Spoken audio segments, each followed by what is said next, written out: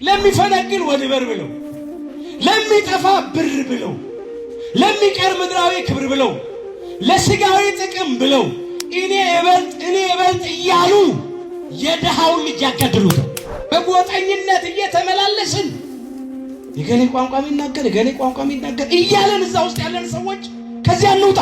ዛሬ አንዳንድ ሰዎች አሉ የኔ ቋንቋ ልዩ ነው እኔ ምርጥ ዘር ነኝ የሚሉ ሰዎች ምንም ትርፍ ምንም አይገኝም።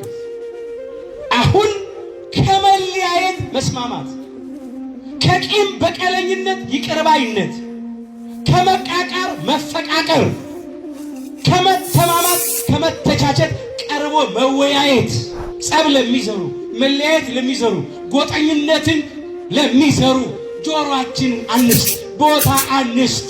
ሰውን በሰውነቱ እናክብረው። ያለ ፍቅር ከሆነ ሁሉ ከንቱ ነው። እግዚአብሔር አምላካችን አንድነታችንን መልሶ ይስጥ። በእውነት ኢትዮጵያውያን የምንታወቀው እንግዳ በመቀበል ነው፣ ከሁሉ ጋራ በሰላም በመኖር ነውና አሁንም ከሰው ሁሉ ጋር በሰላም እንድንኖር ይርዳል። የጸብን ግድግዳ በስጋው አፈረሰ ሲል በስጋው ክሶ ማለት ነው። ቅዱስ ስጋውን ቆርሶ ክቡር ደሙን አፍስሶ ነፍሱን ለመስቀል ሞት አሳልፎ ሰጥቶ ውድ ዋጋ ከፍሎ በዕለተ ዓርብ በፈጸመው ቤዛነት በተቀበለው መከራ በከፈለው ዋጋና መስዋዕትነት ያንን የመለያየት ግድግዳ የጥል ግድግዳ አስወገደ፣ አፈረሰ፣ ሰላምን መሰረተ፣ ፍቅርን አደረገ። ፍቅር የሆነ አምላክ ክብር ምስጋና ይግባው። እስቲ በሉ ይህም በሉ ከሁለታቸው አንድን አዲስን ሰው በራሱ ይፈጥር ዘንድ። እዚያው ኤፌሶን ምዕራፍ 2 ቁጥር 15 ላይ ተመልሼ ነው እየተመለከትኩት። ይህም ማለት ከሁለታቸው ከሕዝብና ከአሕዛብ አንድን አዲስን ሰው ስንት ሰው? አንድን አዲስን ሰው በራሱ ይፈጥር ዘንድ። የተፈጠረው አንድ አዲስ ሰው ነው በሐዲስ ኪዳን። አሁን በሐዲስ ኪዳን አንድ አዲስ ሰው ተፈጥሮ በማን? በአምላካችን በጌታችን በመድኃኒታችን በኢየሱስ ክርስቶስ ጥምቀት፣ በእርሱ ቤዛነት መስዋዕትነት፣ በዳግማዊው አዳም በአምላካችን በኢየሱስ ክርስቶስ መስዋዕትነት አንድ አዲስ ሰው ተፈጠረ። ልዩነት የለም።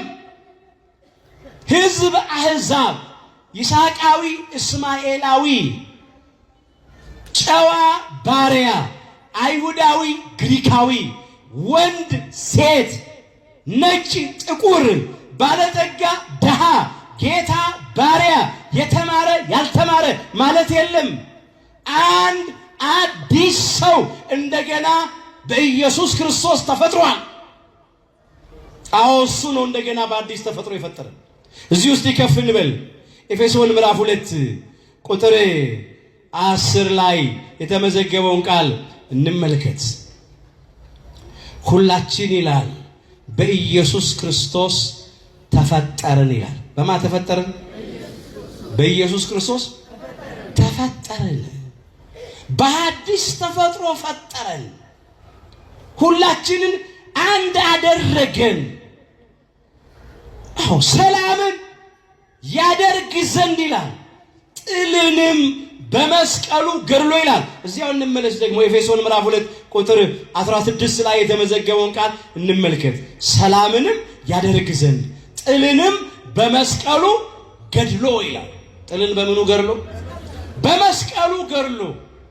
ጥል የተባለ መለያየትን አስወግዶ የጸብን ግድግዳ በስጋው አፍርሶ ጥልንም በመስቀሉ ገድሎ ሲል የጸብን አባት ዲያብሎስንና ሰራዊቱን ድል አድርጎ ማለት ነው።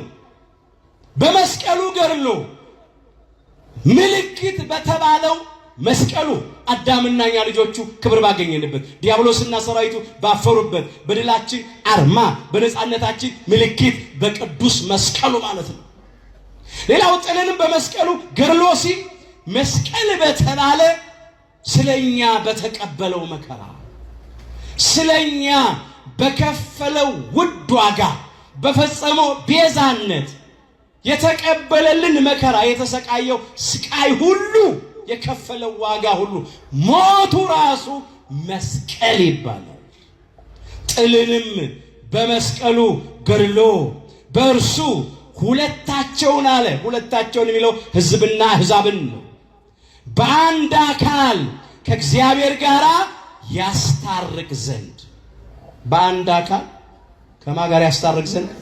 ከእግዚአብሔር ጋር ያስታርቅ ዘንድ ከባህሪ አባቱ ከእግዚአብሔር አብ ጋራ ከባህሪ ሕይወቱ ከእግዚአብሔር መንፈስ ቅዱስ ጋራ ከራሱም ከእግዚአብሔር ወልድ ከኢየሱስ ክርስቶስ ጋራ ታረቀን፣ አስታረቀን። ለምን? እርሱ ሰላማችን ነውና፣ እርሱ አስታራቂያችን ነው።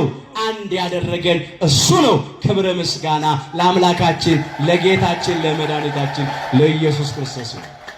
እንግዲህ የሰውን ወገኖች ሁሉ ከአንድ ፈጠረ ሲል በብሉይ ኪዳን በመጀመሪያው ሰው በፍጡሩ አዳም በኩል በስጋ ሁላችንም የአዳም ልጆች ነን። አባታችን አዳም ነው፣ እናታችንም ሔዋን ናት። በአዲስ ኪዳን በዳግማዊ አዳም በአምላካችን በጌታችን በመድኃኒታችን በኢየሱስ ክርስቶስ በኩል ሰው በሆነው አምላክ በኢየሱስ ክርስቶስ በኩል በአዲስ ተፈጥሮ ፈጥሮናል። እንደገና ደግሞ አንድ አድርጎናል። አንድን አዲስን ሰው በራሱ ይፈጥር ዘንድ ያለው ለዚህ ነው። በአዲስ ተፈጥሮ አዲስ ሆነን ተፈጥረናል። አሁን ልዩነት የለም። ሌላ መስፈርት ማስቀመጥ አይገባም። አንድ አዲስ ሰው ስለተፈጠረ ይህ እንግዲህ ለሰው ልጆች ሁሉ የተሰጠ ነው።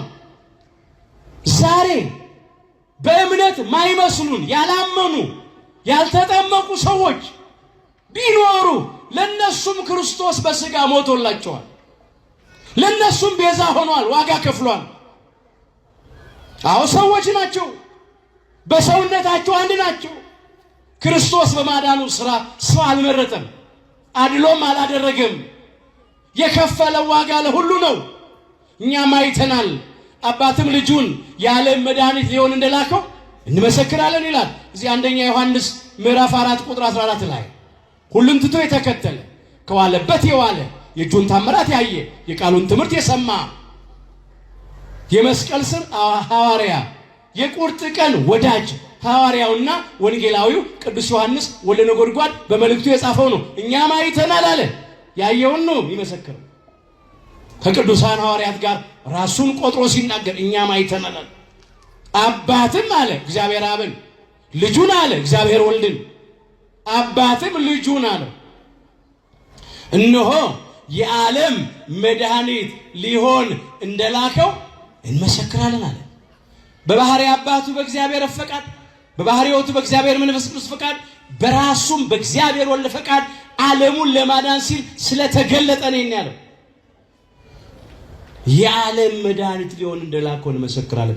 ዓለሙን ሁሉ አድኗል፣ ለዓለም ሁሉ ክሷል። እሱ አንድ አዲስ ሰው ተፈጥሯል።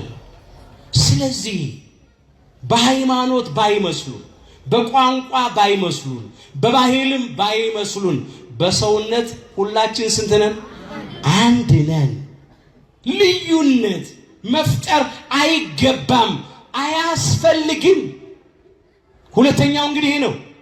በአዲስ ኪዳን በክርስቶስ ሁላችንም አንድ አዲስ ሰው ሆነናል። ሶስተኛ የምናየው የእኛን የክርስቲያኖቹን ነገር ነው።